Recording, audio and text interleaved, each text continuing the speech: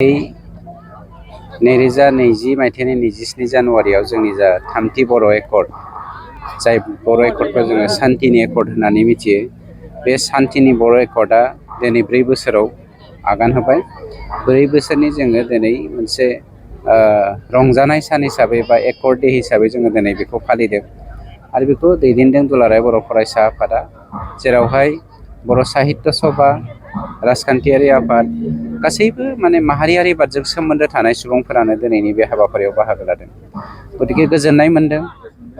मोनफा मोनफा हाबाफारियाव बाहागो लानो मोनोब्ला जाय हाबाफारिफ्रा जारिमिनारि मोनसे हाबाफारि, बेफोराव बाहागो लानो मोननाया खाफाल गोनांनि खोथा।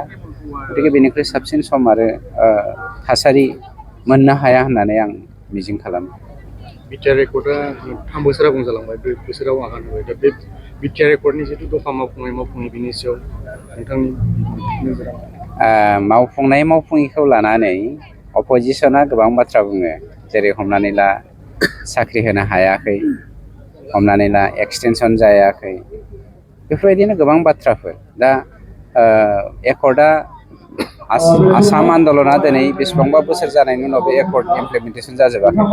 खिन्थु जोंनि बिटिआर एकर्ड इमप्लिमेन्टेसन जानाया बे 4 बोसोरनि गेजेराव जाखिनि जानांगौ मेजर पार्टआनो जालांगासिनो दङ।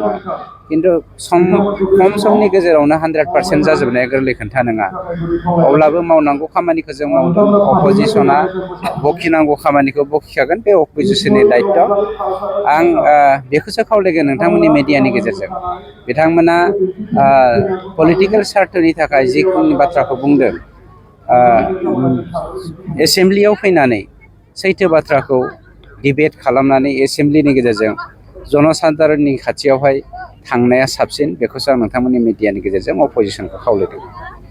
बेफोरनि माखासे खोथाफोरा रिहेबिलिटेसन मोनैनि दाबो माखासे रिहेबिलिटेसननि खामानियाथ' मोनगासिनो दङ, जेरावहाय नोंथांमोना खोनाबा आसरित मोनगोन। 2322 सा जोंनि बिएलटिनि जा समनि मार्टियारमोन, बेवहाय बिथांमोना 300ल' होनो हादों। दिनैसिमबो 2022 साखौ बिथांमोना होनोनो हायाखै।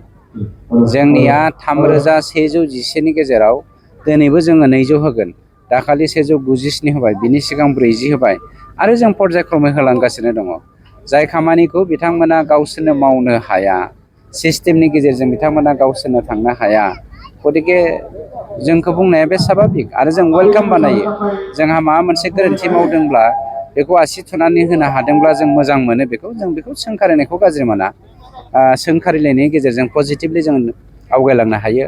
गतिके जोंनि मावनांगौखौ जों मावबाय थागोन। अपजिसना जोंनि मावनो थाबावनायफोरखौ आसि दिन्थिनाया बिथांमोननि दायित्व, नंखायनो दिन्थिबाय थागोन होननानै जों मिजिं खालामो। रन्जन दैमारिनि बेलायाव मा बुङो?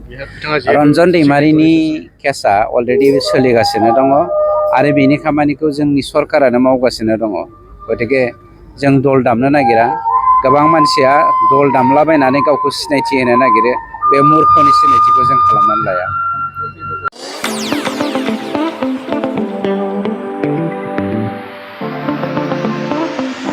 सानाय सुनाय बेरामनि जेंनायाव गोग्लैना थानायफोरनि थाखाय गोजोनथाव खौरां। गावनि देहानि सानाय सुनायखौ लानानै दुखुआव थानो गोनां गैला। जुदि नोंथाङा सानाय सुनाय दंब्ला जिंगासिनांगौनि गोनांथि गैया। नंगौ, चिरां जिल्लानि बेंटल गेट चापागुरियाव थानाय एसआइ निउर'थेरापि सेन्टाराव नोंथाङा गोरलैयैनो देहानि सानाय सुनायखौ फाहामथाय लानो हागोन। बे सेन्टाराव सिं सानाय, आफादावरि सानाय, मोदोम जरा सानाय, आइजोफोरनि जेंना, खर' सानाय बायदि बायदि रोखोमनि बेरामखौ फाहामथाय होनाय जायो। बे एसआइ निउर'थेरापि सेन्टाराव बेरामिया थानानै फाहामथाय लानो हानायनिबो सुबिदा दङ। नोंथाङा एसआइ निउर'थेरापि सेन्टाराव फाहामथाय लानो गोसो दंब्ला नैबे जानबुं नम्बर 7620160459 नङाब्ला 9476977956 आव थोंजों सुलाद लानो हागोन।